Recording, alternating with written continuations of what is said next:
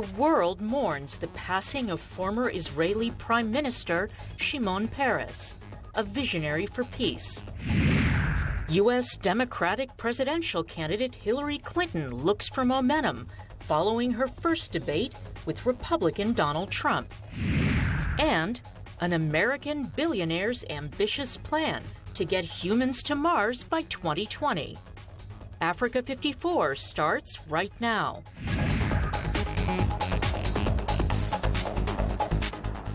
Good evening, I'm Esther Giduyot. This is Africa 54. Vincent Makori is off today. Tonight, world leaders are mourning the passing of former Israeli Prime Minister Shimon Peres, who died early Wednesday at 93, 2 weeks after suffering a severe stroke. Global diplomats and dignitaries are praising the Israeli giant as visionary who committed his life to the elusive goal of lasting peace in the Middle East. VOA's Richard Green has our report. Israeli Prime Minister Benjamin Netanyahu offered words of praise for Peres early Wednesday, hours after news of his death was announced. Shimon dedicated his life to the sovereignty of our people. As a man of vision, his gaze was aimed to the future. As a man of security, he fortified Israel's strength in many ways, some of which even today is still unknown. As a man of peace, he worked until his final days toward reconciling with our neighbors for a better future for our children. Born in present-day Belarus in 1923, Peres moved with his family to the future Jewish state when he was 11 years old, when it was known as British Palestine. He became Israel's youngest defense minister in 1952 at the age of 29 and was credited with working to develop Israel's defense and aerospace industries, along with its nuclear weapons program. Peres would go on to hold nearly every major Israeli political post during his long career, including prime minister twice, the presidency, defense minister, and foreign minister. His major achievement was as foreign minister with the Oslo Accords, a deal for Palestinian self-rule for which Peres, then Prime Minister Yitzhak Rabin, and the late Palestinian leader Yasser Arafat shared the 1994 Nobel Peace Prize. His son, Hemi Peres, paid tribute to his father. He worked tirelessly for Israel from the very first day of the state to the last day of his life. After leaving public office, Peres founded the Peres Peace Center, which develops joint economic, educational, and cultural projects with the Palestinians, Egypt, and Jordan. Richard Green, VOA News, Washington. Israel's foreign ministry says a long list of world leaders are expected to attend Shimon Peres' funeral on Friday, including U.S. President Barack Obama, Bill and Hillary Clinton, Prince Charles, and Canadian Prime Minister Justin Trudeau. Israel's parliament has lowered its flags to half-staff as preparations are being made for Peres' body to lie in state in front of the Knesset building on Thursday.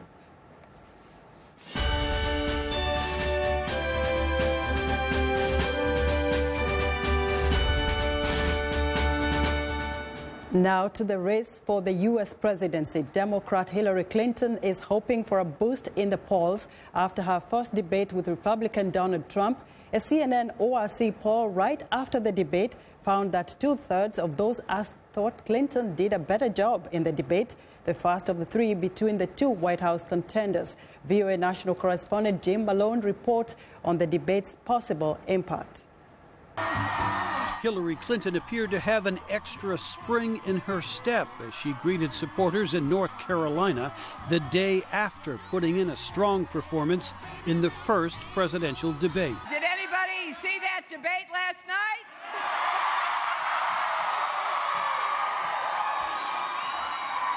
Oh, yes.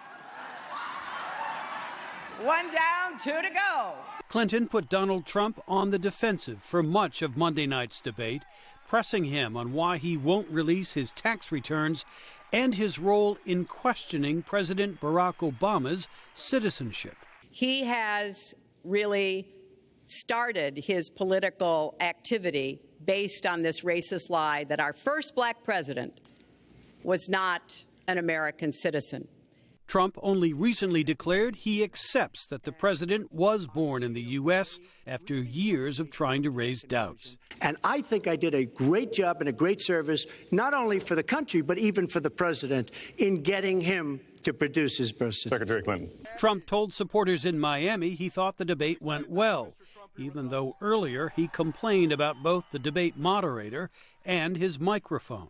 Trump also noted recent polls that show him gaining on Clinton. It's been amazing, the support we're getting more and more and more. And, you know, I won Florida in the primaries, and we're doing very well now. We're leading Florida right now. Clinton's strategy to put Trump on the defensive during the debate paid dividends, says analyst Matthew Dalek. I think it was a pretty clear victory for her on multiple levels, and that I think it, will ultimately be seen, if I were to guess, I think it will ultimately be seen as having an impact at being an unimportant moment in a pretty long and deeply contentious election cycle. But Dalek says it remains to be seen how the debate will affect undecided voters. It doesn't, I don't think, necessarily hurt him, obviously, with his core supporters, but it's hard to see how he wins over, how he grows his base of support. Despite the positive reviews, Clinton still has work to do to address her weakness on the issue of trust, says Andra Gillespie via Skype. She's going to have to figure out ways to craft an image of herself that is trustworthy, that has worked past some of her mistakes. The next presidential debate is scheduled for October 9th.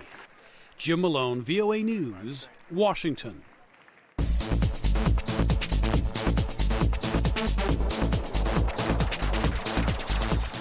Nationalists in France are the latest group to get a boost from anti-immigrant sentiment that's rising across Europe. Here's VOA's Europe correspondent, Luis Ramirez. There are fewer of them in the Mediterranean Sea these days. The rickety boats and dinghies that ferried more than 1 million refugees and migrants to Europe last year. With winter approaching, the perils grow. But that's not stopping desperate people from risking their lives to reach Europe. Though down by 50%, refugee flows are expected to continue at their current levels. The main reason? The intractable conflict in Syria. Have the drivers, have the root causes of forced movement, have they changed? And I think the answer is clearly, given the state right now of the Syrian ceasefire, clearly the root causes have not changed. It is not just Syrians dying while fleeing to Europe. The latest tragedy, a boat carrying 600 migrants capsized off the coast of Egypt last week. The bodies of women and children were among the some 170 retrieved. This is a tragedy. People are dying needlessly because our policies are basically end up indirectly and inadvertently subsidizing the smugglers because they're pushed into their hands. World leaders gathered in New York last week pledged to more than double the number of refugees they take in legally, with the U.S. raising its cap to 110,000 a year. I'm heartened by the commitments that have been made here today. They will help save lives. But we're going to have to be honest, it's still not enough. Not sufficient for a crisis of this magnitude. A fragile ceasefire in Syria collapsed last week after Syrian jets bombed a UN aid convoy, and the Syrian government announced a new military offensive in rebel-held Aleppo. Syrians account for 28% of refugees in Europe this year, and with no end in sight to the conflict now in its 6th year, the trend is likely to continue. For VOA correspondent Masoud Farivar, I'm Steve Baragona.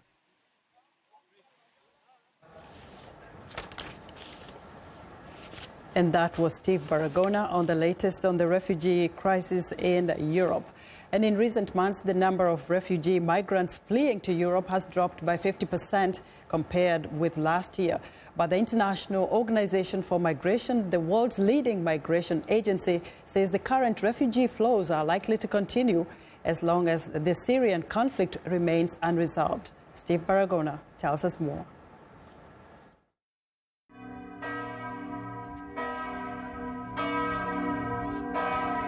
Like the famed stained glass in Chartres' ancient cathedral, the population of France has many facets. Away from the city center, this is the newer face of France. Immigrant workers, many from Muslim countries whose parents the country once welcomed as cheap labor, now speak of discomfort and rejection after a series of Islamist terror attacks. We are afraid that the angry extreme right will hit us. Now I go into a cafe and people look at me strangely. For example, I'm the son of Kurds, nothing to do with religion. I'm Muslim but not observant. But in France, because of the news, of TV, politics, there are so many things that have changed against foreigners, totally. In the wake of the attacks, a backlash against immigrants, especially those who are Muslim, can be seen in growing support for the National Front, the party of immigration critic Marine Le Pen. Marine Le Pen a eu un discours constant. On ne peut pas lui reprocher. Marine Le Pen has had a constant message that one cannot say has been anything but clear. Immigration must be severely regulated. We must regain control of our borders and abandon the Schengen zone, which has been very catastrophic. Qui est catastrophique. In its stance against porous borders, in Europe's case Schengen, and immigration, the National Front finds common ground with other nationalists on the continent and across the sea. Not only in Chartres, but elsewhere in France, Muslim immigrants interviewed believe a victory by U.S. presidential candidate Donald Trump could further encourage French voters to support anti-immigrant populists. Ça va créer du racisme, ça va créer des problèmes en Amérique aussi, en même temps en France. It'll create more racism and it'll create problems in America and in France as well. The National Front will gain support in France. Why? Because if he wins, that will cause the French to change their way of thinking and say, why should we not do the same as the Americans? Some, but not all, Muslim immigrants here in Chartres agree. If he becomes president, that will mean he will spread his trash throughout. No, he will not. As in other parts of France, here the topic of Muslim immigrants and their families is a touchy one. Chartres was the hometown of one of the attackers last November in Paris. Some longtime residents say they choose not to let that or other events change the way they see their Muslim neighbors. Me, I'm not a racist. A Muslim is a Muslim, a Christian is a Christian. We do not have the same point of view, but everyone should respect the other and everything will go better in the world. Unfortunately, not everyone thinks like I do. While we found no one who supports Trump among French Muslims here, there was little love for his opponent. Many blame Hillary Clinton for the Middle East policies of the current U.S. administration, of which she was a part, arguing intervention in the region helped give rise to the new terrorists, with whom ordinary Muslims are sometimes conflated. Luis Ramirez, VOA News, Chartres, France. We want to know what you think about Africa 54 and the stories we cover. Join the conversation on Facebook. The address is Africa 54 and check out our headlines 24/7 on voaafrica.com. Coming up, is the West losing the information war? A dire warning from NATO commanders. Stay with us.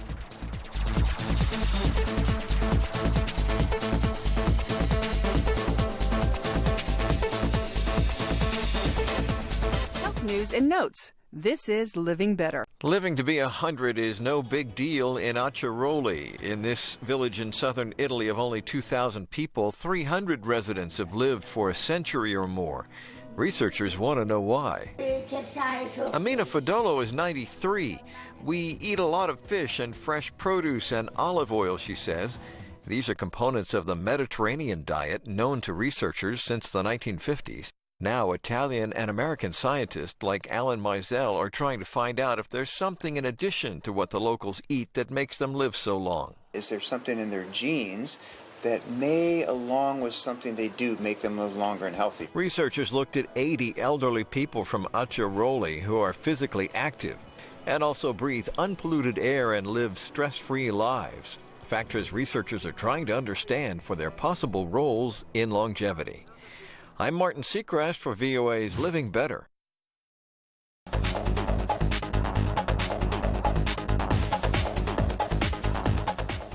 In today's business report, the African Development Bank is going to lend $4.1 billion to Nigeria in various areas. With more details on the plan, Nigeria's economy, and where the money is going to be invested, we go to Africa 54 business correspondent Jill Malandrino in New York. Hello, Jill.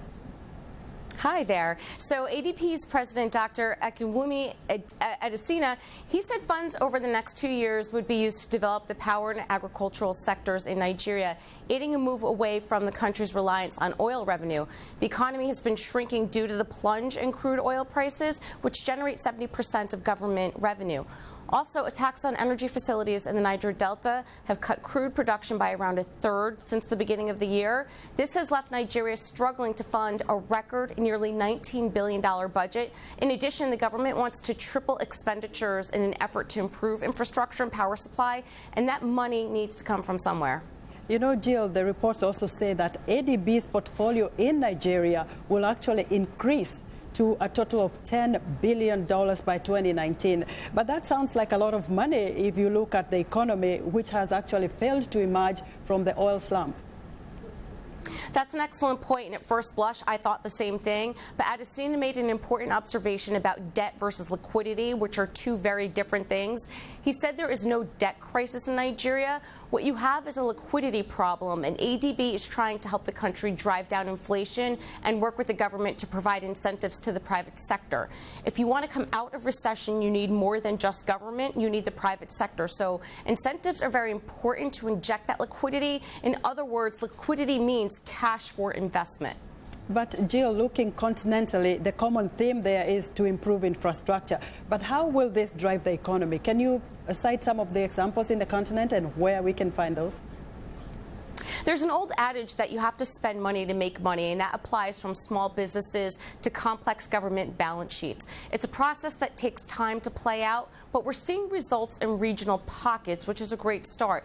And we are now seeing a big push for institutional investment in Africa across multiple sectors that are primed for growth over the next several decades. This push is not only good for the economy, but it also shines a spotlight on continued health and education efforts, as well as women-owned business growth. Thank you so much, Jill. Thank you. Jill Malandrino reporting live from New York.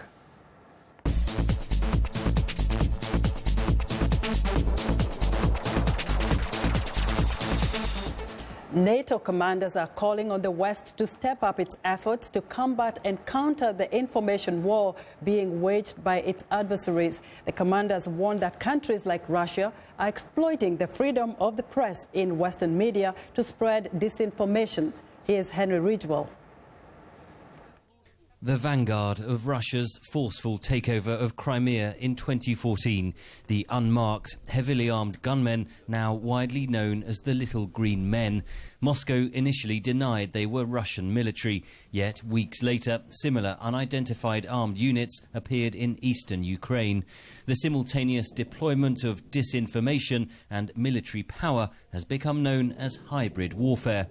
Speaking at this month's United Nations General Assembly, Ukrainian President Petro Poroshenko said such tactics are being waged against the whole Western world. Political pressure, blatant propaganda, interference with the electoral process, economic cohesion, secret subversive and military operation, cyber attack, misuse of diplomatic measures. These are modern and convenient methods of the undeclared war. At a conference on information warfare at the London-based Royal United Services Institute this week, NATO's Director of Strategic Communications said the West is playing catch-up. The technology is ours. The marketing powerhouses are in our countries. Yet we're having this discussion against the feeling of being pushed by different actors. Russia, Daesh, also China, in more subtle ways. The conference focused on the growing reach of Russian state media, such as the 24-hour news channel Russia Today, or RT, often accused of being a propaganda outlet for the Kremlin. Senior editor at The Economist, Edward Lucas, argued channels like RT should not be considered as journalism. Russia has really grasped the post-truth environment, and they will lie about things absolutely brazenly. They understand the weaknesses of our media in the post-Cold War environment, that we prioritise fairness over truth. Lucas said the West should do more about what he termed social media hygiene. There's a real problem with comment fields and with fake social media accounts, particularly on Twitter. The Russians are putting lots and lots of money into creating tens of thousands of trolls. NATO officials said Russia includes information strategy as a key pillar of its conflict planning, but in the West it is often handed off to separate public relations teams.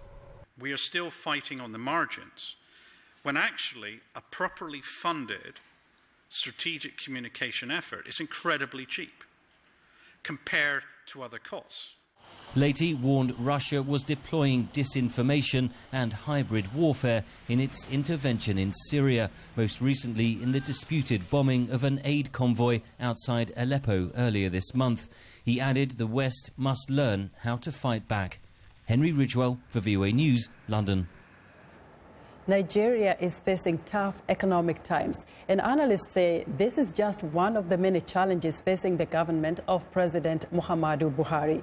VOA House reporter Ladan Ibrahim interviewed President Buhari on the sidelines of the United Nations General Assembly, and he joins us now. Ladan, welcome to Africa 54.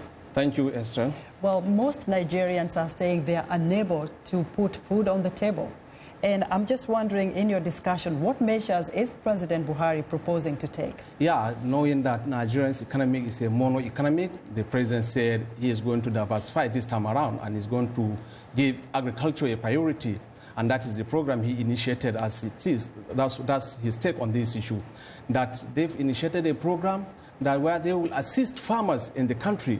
And what they are going to give them is not fiscal cash, but they provide them with the farm implement, because giving them cash, that will translate to more wives. That is what the president jokingly say, that if we give fiscal cash, then people there is a possibility they will go and marry. But instead, show us your land, we clear it for you, we provide you with the farm implement, we provide you with the seed.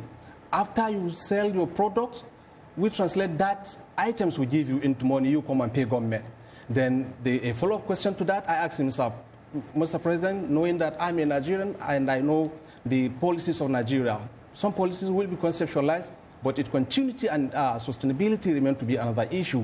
The president said, yes, he knows, but you are the people who knows that. I say, what evidence are you giving Nigerians that the direct beneficiaries of this program or policy will get to them? He said he assured us that in Nigeria, Nigerian central government, in collaboration with the Federal Minister of Agriculture and the Minister of Agriculture, they are on and off as far as this issue is concerned.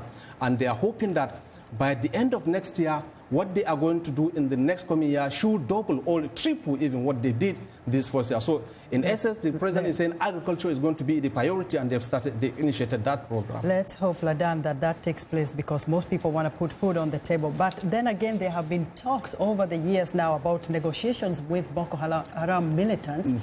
Where are the negotiations now, according to the president? Very well. I raised this issue with him, Esther, and the president's take on this was that, yeah, the issue of Boko Haram, he gave directives up to 3 times, but negotiation breaks somewhere along the line. But this time around, he is no longer going to give any directives as far as negotiation is concerned. Whoever wants to negotiate with on the issue of Boko Haram, those people should come out in the open and say, yeah, we are the militant, we are the Boko Harams, we are their leaders.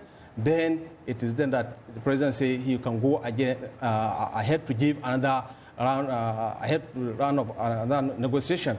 But if not, the situation, the measure they took now, that is what is going to be. Then I follow it again with another question on the issue of the militant, the Niger Delta, who are creating a lot of problems as far as the pipelines of the gas is concerned, and which is one of the major sources of electricity. I asked the president, is government ready to negotiate with the militant in the Niger Delta? And his answer was, they're not going to negotiate yet? Did they? Yeah, the president said, yeah, so it depends on them. It all depends on if they are ready for negotiation or are open. So lack of clear leadership on the part of the militants is holding up the negotiations. Very well. Ladan, thank you very much. Ladan Ibrahim is VOA House Service reporter. It's time now for a short break. Still to come on Africa 54. Insider billionaires plan to colonize Mars. We'll be right back.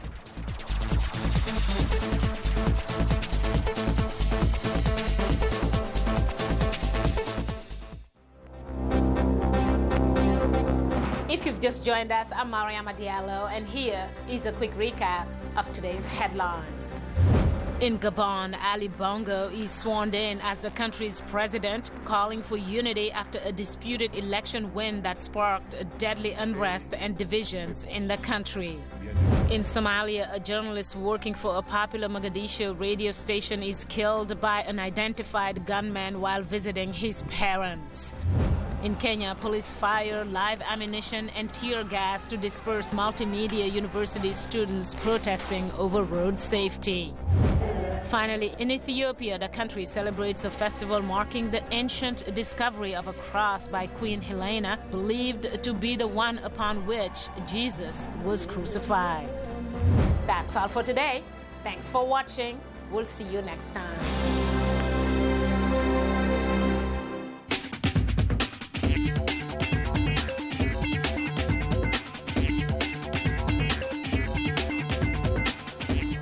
Welcome back. Here's what's trending. SpaceX CEO Elon Musk envisions 1,000 passenger ships flying en masse to the red planet well within the next century, Battlestar Galactica style. The Pretoria-born billionaire outlined his plan to establish a self-sustaining city on Mars during a speech in Mexico. He wants to make humans a multi-planetary species by colonizing the red planet. Musk noted that SpaceX already has begun work on the Mars colonial fleet, recently test-firing a powerful new rocket engine named Raptor. His goal is to get the price down so anyone could afford to go, with a ticket costing no more than a house on Earth. Meanwhile, back on Earth, China's largest ride-sharing taxi app, Didi, is investing $10 million in China's leading bike-share platform, Ofo Bicycle. Ofo has nearly 70,000 bikes shared every day among over 1.5 million users in 20 cities. Ofo is among a number of startups that are applying mobile internet technology to optimize biking resources on China's campuses and in urban areas not serviced by public transportation. And finally, once the stars of video gaming were Mario, Sonic, and Lara Croft, but now thanks to online video services like YouTube and Twitch, ordinary gamers are finding fame online. UK-based The Yogscast is a collective of gaming fans which broadcasts to an audience of over 20 million YouTube subscribers. The family of over 20 different YouTube channels featuring mainly gaming content and videos related to playing games with friends. Together, they became the first UK-based YouTube channel to hit 1 billion views. And that's what's trending today. And that's our show for today. Thank you for watching and good night from Washington.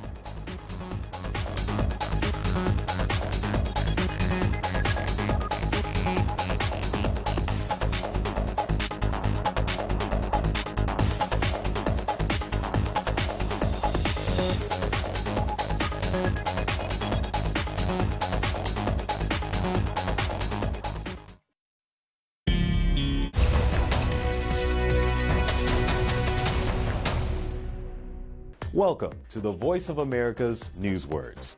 Here is a story that has to do with defects or problems with cars. Listen for the word that means to take back something. Recall. They had meetings over this defect. They shared complaints over this defect.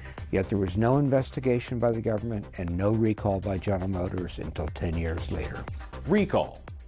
It is a word that means to ask people officially to return something.